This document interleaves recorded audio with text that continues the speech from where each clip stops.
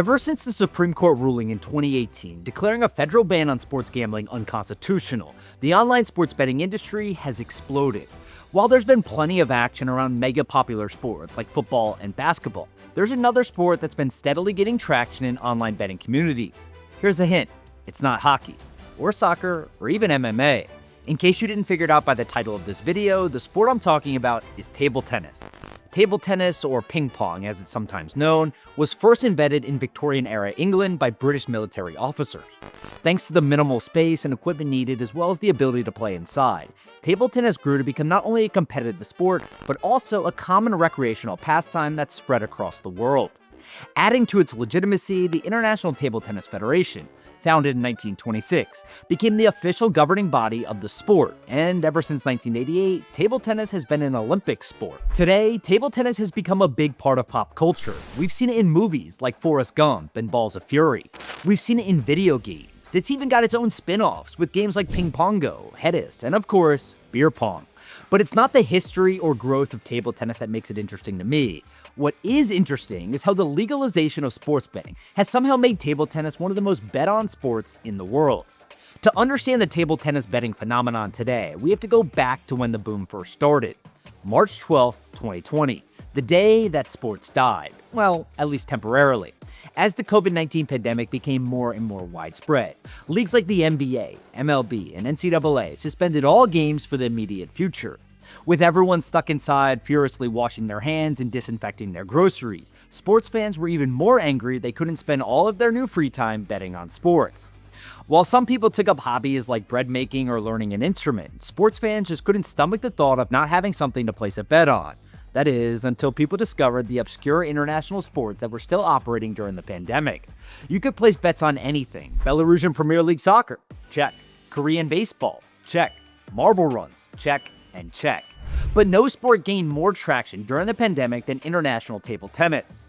While other ESPN 8S sports that gained popularity during COVID eventually went back into obscurity, table tennis has stayed strong.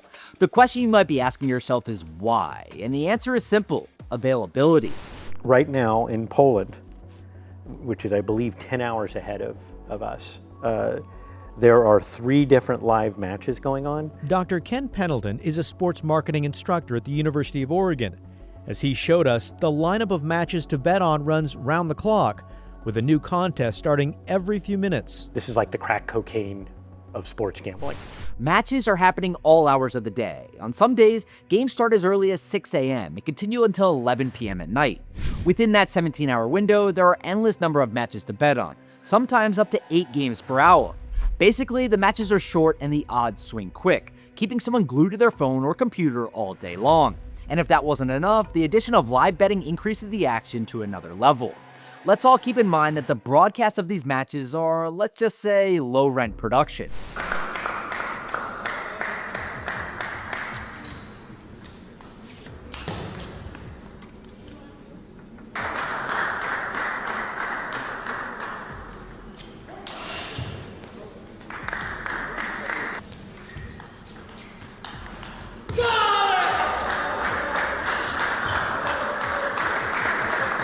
And that's one of the higher quality broadcasts. Quality doesn't matter to gamblers though, as they're more than happy to bet on a best-of-5 Setka match between Alexander Zhirnov and Yuri Kurisenko. So we all know how it started, but what's the table tennis betting scene like today? Well, it's just as popular, if not more so. The Colorado Division of Gaming releases monthly reports on state betting data, and the breakdown of wagers by sports is truly mind-blowing. Out of the $652 million wagered online in the state, more than $31 million of that money was placed on table tennis matches, a whopping 4.8%, more than the combined total bets placed on MMA, golf, and hockey. Last year, during the height of March Madness, Colorado reported that $6.6 million was wagered on table tennis, while the final 4 games, featuring matchups between UConn versus Miami and FAU versus San Diego State, only generated $5.6 million in bets.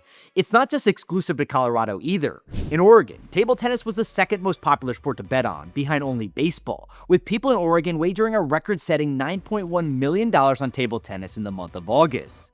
Looking at the yearly data, table tennis was the 4th most bet on sport in the entire state.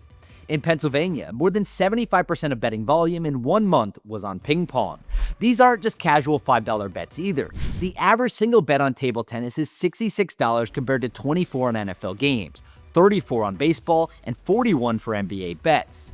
In February 2023, a man from Oregon bet $35,000 on a match between two relatively unknown players taking place in a barren gym in Poland. Once the 14-minute-long match was over, around 1:44 a.m. Oregon time, the wager paid off, cashing out $41,000. In Nevada, one bettor turned a $50 10-team parlay on Ukrainian table tennis into a win of $9,676. Clearly, there's plenty of money to be made. The popularity of betting on table tennis has been compared to video poker and slot machines, where someone can continuously have new chances to win big, or in some cases, lose big too. In theory, there's nothing wrong with placing bets on something as low stakes as table tennis, but as always, when large amounts of money get involved, people will always look for ways to take an advantage. Since the explosion of table tennis betting, there have been numerous reports and investigations about match fixing and the overall integrity of various international leagues. ESPN launched a massive investigation into the integrity of these matches, finding uncertainty surrounding Ukrainian and Russian table tennis leagues, as well as who or what organizations were overseeing the various leagues. Adam Michael Green, a former Australian table tennis player, was arrested in 2023 for placing over 1,100 bets on fixed international table tennis matches, winning almost $475,000 for him and his partners overseas. And in Spain, the national police, along with Interpol, broke up a huge match-fixing gang that led to 23 arrests. The group was accused of obtaining real-time video footage to obtain information before it was available to sportsbooks around the world.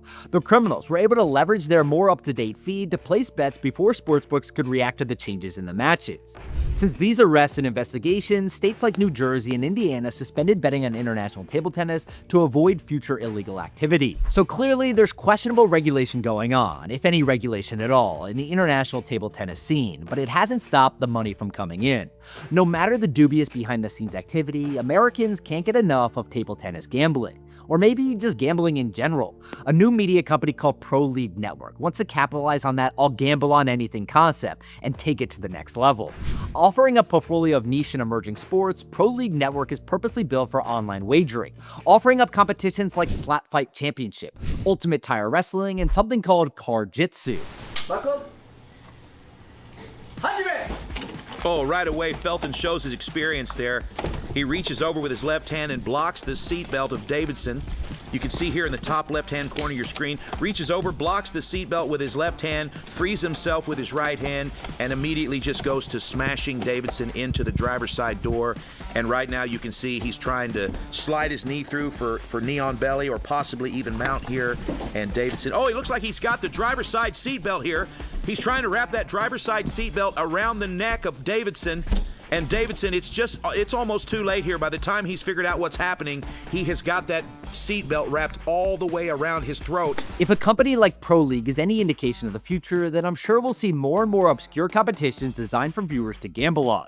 So whether it's table tennis or two grown men beating the crap out of each other in a car, online gambling has surely changed the sports world forever.